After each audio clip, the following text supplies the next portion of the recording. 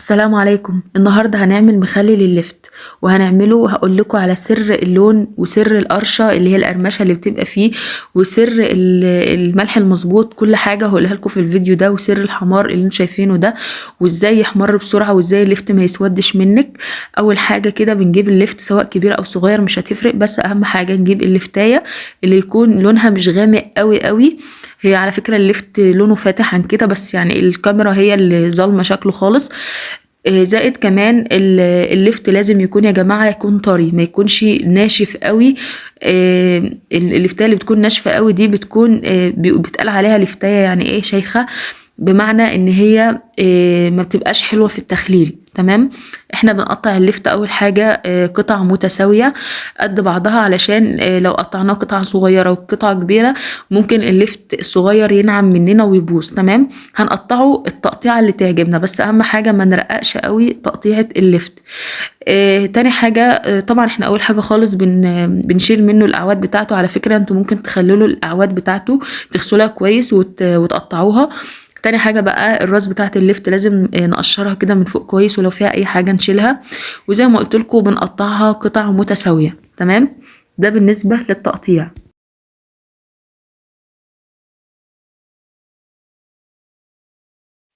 وبعد ما قطعت اللفت خلاص هنقله في مصفى علشان اغسله. احنا هنديله شطفة سريعة بس علشان بس يعني التقطيع وكده. انا كنت طبعا غسلاه، يعني انا بعد ما نضفته غسلته كويس.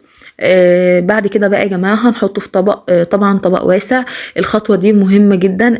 على فكرة طريقة اللفت دي بتاعت ماما، يعني ماما دايما بتعمله كده بالطريقة دي ودايما بيطلع حلو جدا، وهتشوفوا دلوقتي.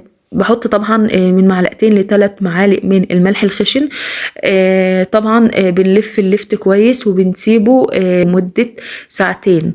طبعا هينزل منه مية سمرة يعني، وهينزل منه ريحة اللفت اللي هي القوية دي. المية دي احنا مش عايزينها. الخطوة اللي بعد كده هنحضر الشرشة بتاعة اللفت. انا عندي هنا 1.5 لتر من المية، حطيت عليهم كيس الملح ده. طبعا ده كيس ملح الا معلقتين، المعلقتين اللي انا حطيتهم على اللفت ولفيت بيهم اللفت من كيس الملح ده. الكيس الملح ده وزنه 250 جرام، وده 1.5 لتر من المية. واللفت اللي عندي الكمية اللي عندي 3 كيلو من اللفت. ده بالنسبة لي انا ده الحدق المظبوط لشرشة اللفت. طبعا حسب رغبتكم انتوا تظبطوا الملح على مزاجكم. تمام. هحط الملح طبعا وادوبه في الميه. طبعا انا حطيت مع الميه دي معلقه من السكر، وهحط كمان ربع كوبايه من الخل هتشوفوها دلوقتي. طبعا السكر ده حلو جدا، هيخلي فيه قرشه لللفت او قرمشه كده حلوه لللفت، هتسمعوها في اخر الفيديو. والخل حلو جدا في اللفت، هيساعد على حماره بصورة أسرع. بعد كده بقى هقطع بنجراية لشرايح. طبعا البنجر ده يا جماعة لون طبيعي وفيه فوائد كتيرة جدا، يعني ما تحطوش ألوان صناعية خالص. البنجر هيساعد إن اللفت يحمر بسرعة. طبعا ممكن تقطعوه، ممكن تبشروه، أي حاجة. طبعا اللفت ده دلوقتي بعد ما حطيته لمدة ساعتين، زي ما انتم شايفين المية اللي نازلة منه لونها غامق. هكب المية دي انا مش عايزاها. بعد كده بقى هاخد اللفت بتاعي واحطه في البرطمان. طبعا البرطمان ده انا غسلاه كويس معقماه مية سخنة ومنشفاه. هحط اللفت، وطبعا بين كل طبقة لفت والتانية هحط مثلا قطعتين او قطعة من البنجر. طبعا البنجر بيساعد على ان اللفت يحمر بصورة اسرع جدا. طبعا اللفت من المخللات السريعة اللي ما بتاخدش اي وقت خالص يعني.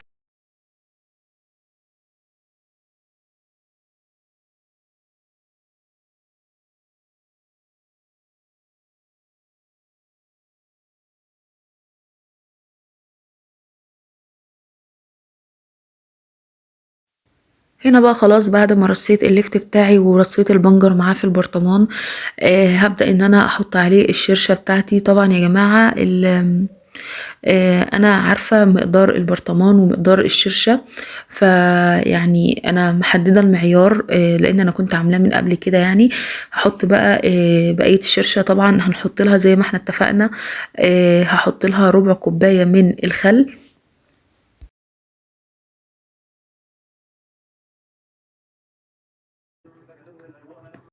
بعد كده بقى هقفل البرطمان ومش هفتحه خالص الا بعد اسبوع او 5 ايام بالكتير. طبعا هلاحظ ان لون المخلل بدأ يتغير. طبعا انتوا لو عايزينه اللي هو اللون البينك الفاتح ده، مش هتكتروا البنجر. انا عن نفسي بحب اللون ده جدا، اللي هو اللون الفوشيا الغامق بتاع اللفت ده. انتوا لو حابين بقى تتحكموا في اللون فانتوا ممكن تخففوا نسبة اللون اللي هي بتاعة البنجر يعني. وطبعا زي ما انتم شايفين المخلل بصراحة كان يعني طعمه رهيب ولونه تحفة، بيفتح نفس اي حد بيشوفه. هتسمعوا دلوقتي بقى صوت القرمشة بتاعته.